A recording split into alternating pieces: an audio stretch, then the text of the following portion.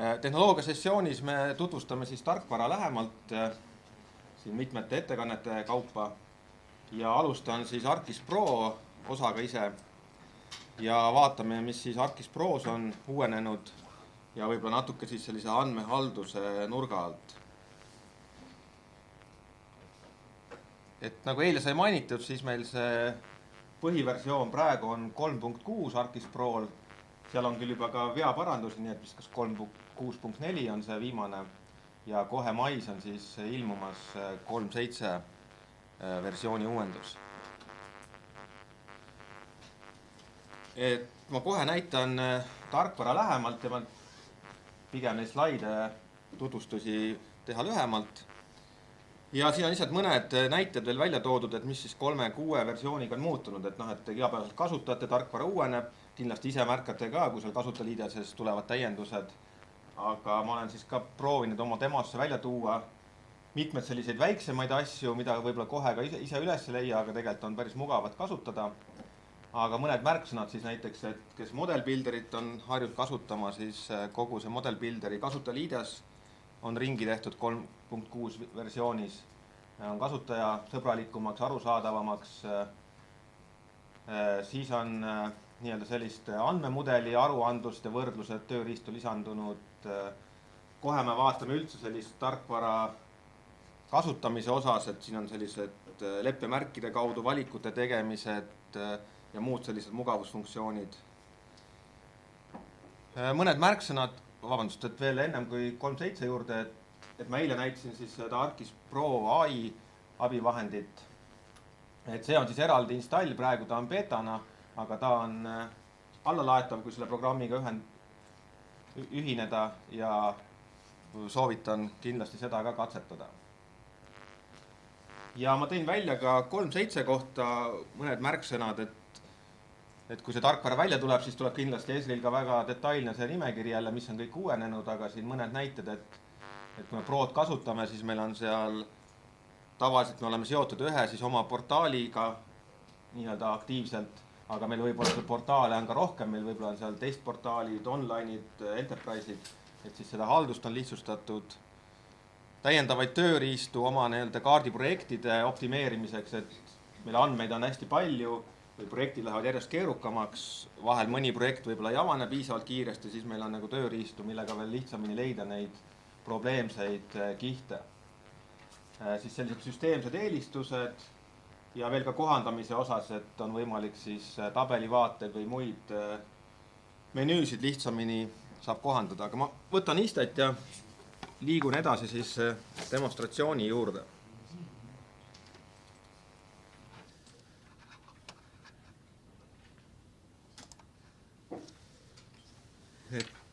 Mul jällegi praegu on siin esimene kaart, on jällegi siin Jõhvi piirkonnast üks näide veevarustuse, hüdrantide ja veevõtukohtade andmetega. Et kõigepealt näitekski lihtsalt tarkvara kasutajaliideses mõned täiendused. Üks on see, et kui me tavapäraselt kaartide või muude akende vahel liigume, siis meil see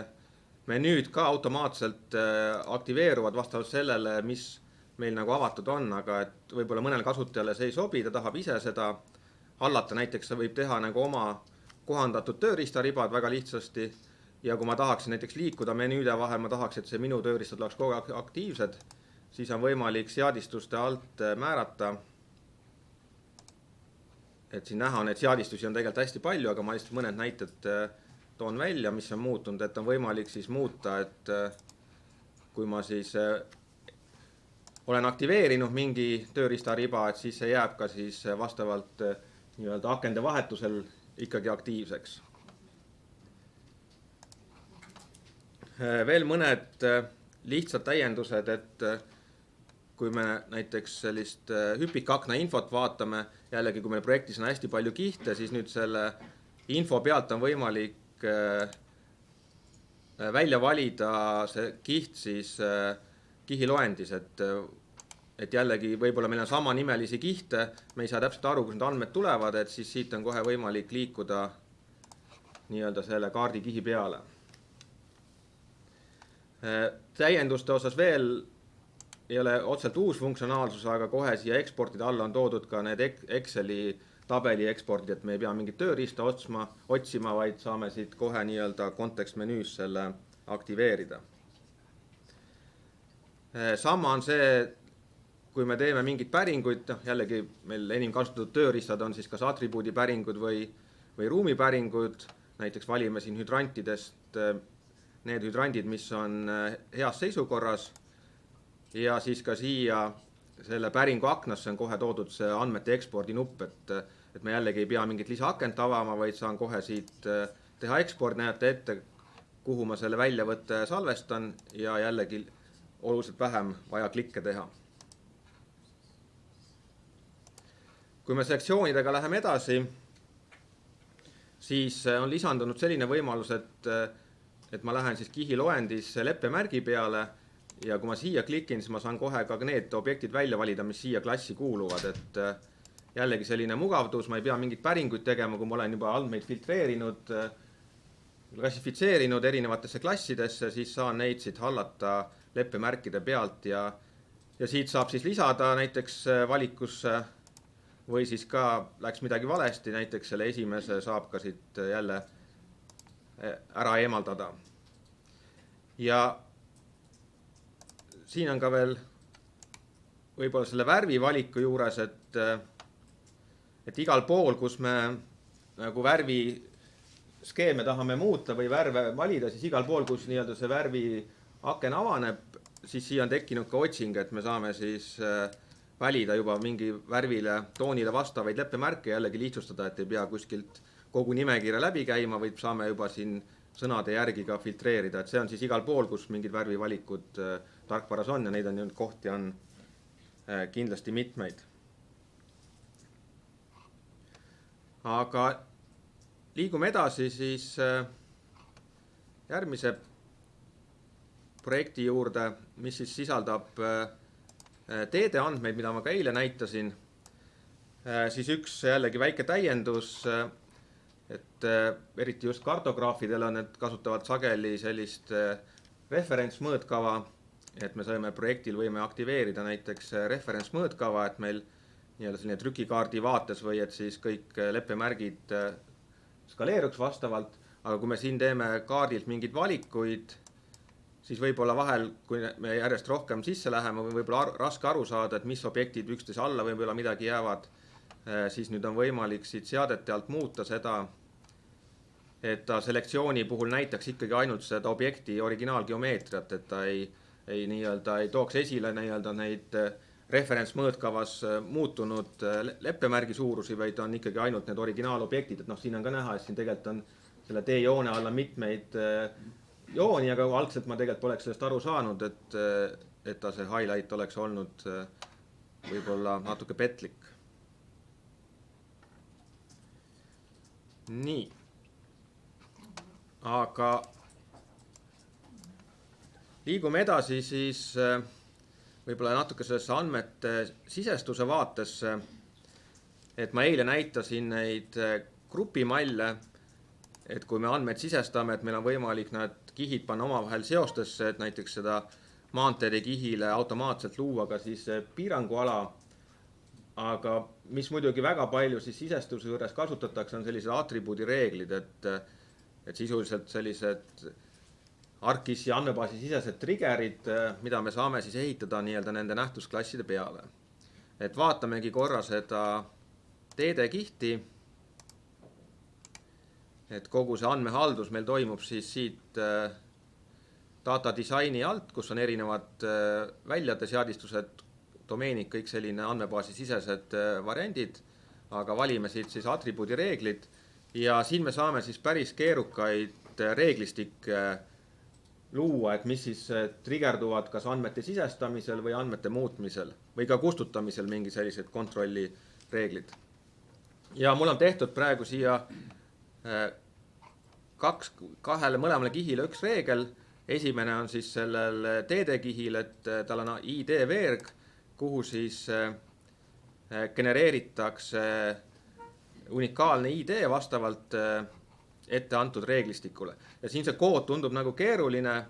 aga tegelikult ei ole see midagi keerukat ja see ei ole ka tehtud mul AI kasutades, vaid üks variant siis neid reegleid seadistada on kasutada selliseid valmis malle, et me saame lihtsalt need ära seadistada ja selle põhjal siis Arcade'i koodis need atribuudi reeglid luuakse, et esimene oligi see generate ID, mida ma kasutasin, siin ma pean lihtsalt siis ära seadistama, et kuidas ma neid ID-sid tahan luua, mis kihile, mis tingimustel, millised on mingid eesliited, kui ma tahan seal mingit tähti ette panna ja saan sellise reegli lihtsasti luua.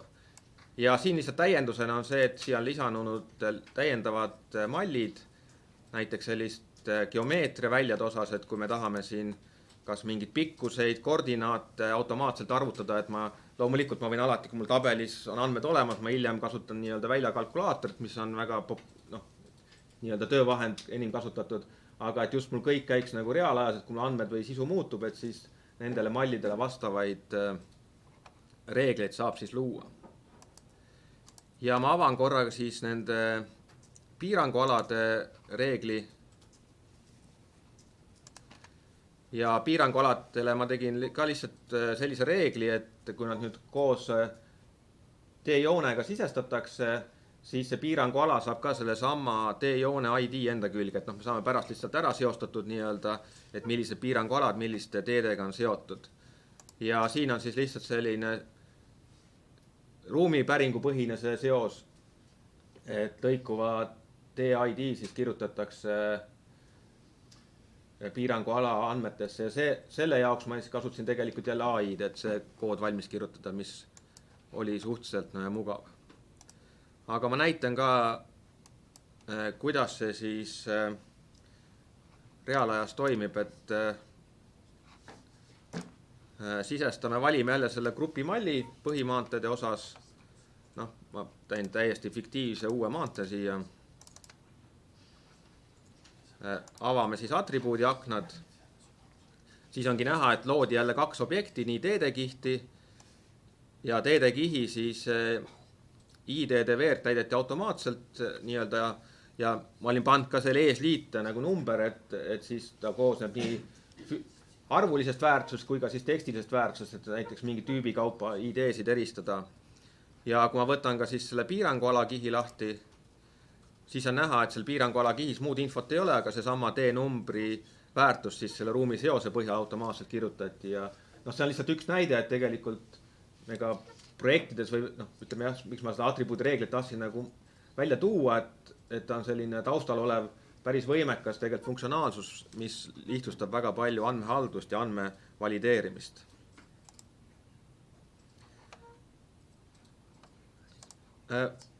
Näitaksin paari nuppu, mis on lisandunud. Võtan korra selle referents mõõtkava maha. Andmete sisestuse juures võtame siit selle modify tegevuse ja siis on meil kõik need funktsioonid, mida me saame siit siis andmete muutmiseks kasutada. Ja üks, mis on siis lisandunud, vaatame, kus ta meil siin oli, on siis selle nii-öelda joone suuna muutuse nupp, et muidu ma saime loomulikult joone suund, nii-öelda digimsuunda nagu muuta, kui me valisime objekti välja ja eraldi nagu kontekstmenüüst, et nüüd on see tegelikult tehtud väga palju mugavamaks, et see nupp on meil kohe olemas, me saame lihtsalt highlightida selle joone, ta kuvab kohe, et mis suunas see joon on digitud, eriti on see just ka siin tehnovõrkude või muude looduslike võrkude puhul, et need suunad on nagu olulised või ka kartograafiliste leppemärkide jaoks. Ja lihtsalt me saamegi need suunad siin ära muuta, et jällegi üsna nüansi nagu võib-olla mitte väga levinud nupp, aga väga palju lihtsustab just teatud tegevusi. Sama on siin nuppudest, allpool oli siis selline transfer attributes, mis on ka varem olnud olemas. Et me saame ühelt objektilt teisele atribuute mugavalt üle kanda, jällegi andmesisestuse juures mugav. Me saame siin defineerida nii-öelda need atribuudi vastavused, et kui ka kihtide vahel need atribuudi väljanimed on erinevad, aga me saame ära määrata, et kuhu sisus seda üle viiakse. siis see nupp oli ennem ka olemas, aga nüüd on ta tehtud selles mõttes mugavamaks, et kui meil on kaardil jällegi palju objekte üksteise peal, et kui ma kõigepealt valin nii-öelda näiteks selle teelõigu, kust ma tahan objekte infot võtta ja kui ma valin siis siit näiteks selle, kuhu ma tahan nad üle viia ja kui nüüd selles punktis näiteks eriti just pindobjektide puhul nad on omavahel kattuvad, siis ma saan siit valida, et mul tuleb see nii-öelda valikmenüü ja ma saan siit nii-öelda kas ID või mingisuguse nimetuse järgi välja valida, et mis see täpne objekt oli, kuhu ma selle info tahan üle viia, et jällegi see lihtsustab tegelikult neid andmete haldust. Nii, aga ma võtan korra need muudatused tagasi ja liigume järgmise projekti juurde, et ma eile ka näitasin Tallinna andmebaasi peal, aluskaardi andmebaasi peal sellist AI poolt tehtud skripti, kuidas sealt leida, mis kihid ja mis andmed meil täpselt baasis on. Aga et ega me kõike ei pea ka AI-ga tegema, et siis üks mugav vahend andmete nii-öelda haldamiseks või kiirete analüüsi tegemiseks on siis Model Builder, et ma avan korra siis Model Builderi akna ja nagu ma ütlesin, siis 3.6 versioonist on kogu see Model Builderi nii-öelda kasutajaliides ümber disainitud. Et kes seda ei ole ka kasutanud, siis see ütleme ongi alternatiiv näiteks siis Pythoni koodi kirjutamisele, et me saame siin nii-öelda mudeli aknas kõik oma tööriistad panna vastavalt järjekorda ära defineerida ja siis selliseid korduvaid tegevusi teostada. Ma jällegi teen hästi lihtsa mudeli lihtsalt, et oleks näha, kuidas ta toimib. Et lisaks tavapärastele tööriistadele ma saan kasutada siin ka selliseid iteratsioone, mida ma ise näiteks andmehalduste juures väga tihti kasutan. Et üks variant ongi siis see, et me võtame oma andmebaasi, kas siis ühe feature dataseti või kogu andmebaasi ja käime läbi kogu nähtusklasside loetelu ja teeme sellega mingisuguseid toiminguid. Et praegu näiteks võtame selle sama Tallinna alusandmete andmebaasi ja võtame siit selle aluskaardi dataseti, siis see iteraator juba automaatselt käib meil need andmed läbi ja lisame praegu lihtsalt nagu ühe, võtame korra selle tööriistade vaate ja vaatame siit, lisame lihtsalt näiteks ühe andmevälja. Ja see iteraator meil lihtsalt võimaldab seda, et me ei pea seda tegema igale kihile eraldi, vaid me tahame näiteks paneme export väli, millal see, paneme kuupäeva veeru, et näiteks millal see väljavõte on tehtud. Ja nüüd see mudel on meil tegelikult juba töökorras, et kui ta oli nii-öelda hall, siis ta näitas, et mingi tööriist oli veel seadistamata, nüüd on kõik visuaalselt korrektne. Ja käivitame selle mudeli ja nüüd ta lisab tegelikult seal andmebaasis kõikidele kihtidele selle välja nagu juurde andmemudelisse. Et ma võiksin ka teha seda andmekorrastuseks, et mul on pärast vaja, ei ole enam mingid väljad olulised või see ei pea üldse olema väljadega seotud tegevused. Et jällegi võiksin seda teha ka Pythoni skriptiga, aga sellise mudeliga tegelikult vahel interaktiivselt võib see isegi olla kiirem. Ja kui ma nüüd võtan selle hoonete tabeli lahti, mis on siis üks nendest andmetest, siis ongi näha, et siia on juba see ekspordi väli lisatud. Ja üks täiendus siin tabeli vaates on ka, et muidu me kasutasime siis väljakalkulaatorit nii-öelda siit eraldi valikust, et nüüd see väljakalkulaator on toodud siia tabelipäisesse, et kui me tahame teha kiireid arvutusi mitmetes väljades, me ei pea jälle edasi-tagasi kuskil klikkima. Ma teen lihtsalt siin mingi valiku, ma ei hakka kõiki objekte üle arvutama, siin praegu 11 objekti. Ja arvutame siia siis näiteks tänase kuupäeva arcade funktsiooniga. Et jällegi see toimib, et kas me arvutame valitud objekte või arvutame kõiki objekte, et see nagu ikka väljakalkulaatoril oli, et see loogika on sama. Praegu arvutame siis ainult selle valitud objektid, näeme kohe, et see muudatus kajastus. Ja siin all on ka need viimased päringud on ka olemas, et kui mul on vaja tagasi kuhugi minna, siis ma mugavalt saan erinevaid funktsioone siit tagasi liikuda, et jälle selline mugavusfunktsioon. Nii, aga korra vahepeal vaatan, et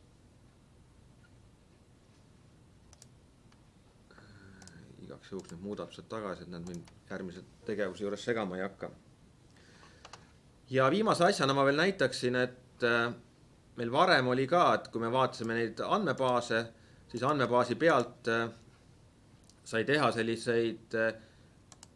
skeema reporte või et paneme talle mingi aruanne, näiteks Exceli faili siis salvestada kogu selle andmebaasi struktuuri koos kirjeldustega. Siit detailide alt peaksin saama ta kohe ka avada. Ma siia detailidesse ei lähe, aga kes nii-öelda andmetega tegeleb, siis siit saab väga mugava sellise ülevaate, kas või jagada kellegagi, kui tahame mingeid andmemudeleid korrastada,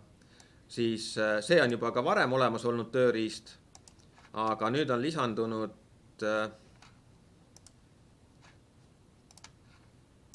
vaatame korra compare.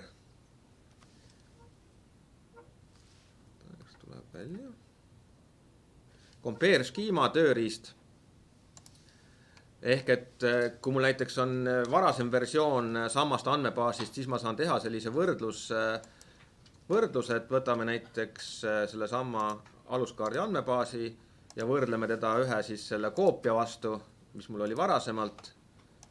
Paneme siin näiteks Tallinna compare ja siis mul tehakse siis HTML formaadis selline võrdlus, et mis on nende andmebaadis erisused, et jällegi väga vajalik tegevus.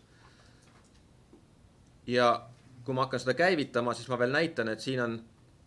kõigi geotöötlustööriistade juurde on nüüd tekkinud ka valik, et kas ma neid käivitan siis nii-öelda selles aktiivses aknas või nad lähevad nii-öelda tausttöötlusse, et need seadistused olid varem ka, aga nüüd ma saan iga käivituse juures seda valida, et lihtsalt jälle üks täiendus. Nii, ja vaatame veel selle tulemi ka üle, et siis tekkis selline HTML fail ja siin ongi näha, et 53 on siis väljade erinevust ja siis see ongi põhiline on see ekspordiväli, mida ma igale kihile arvutasin, et see tuli siis tegelikult erinevusega välja, ja seal samas ma olin ka veel siis tagasi või siit ka kihtide kaupa saab neid vaadata samamoodi, et ma ei hakka need detailidesse minema, et seda saate kõik ise uurida, aga et selline lisatööriist, aga sellega ma tõmbaksin oma ettekandele joone alla.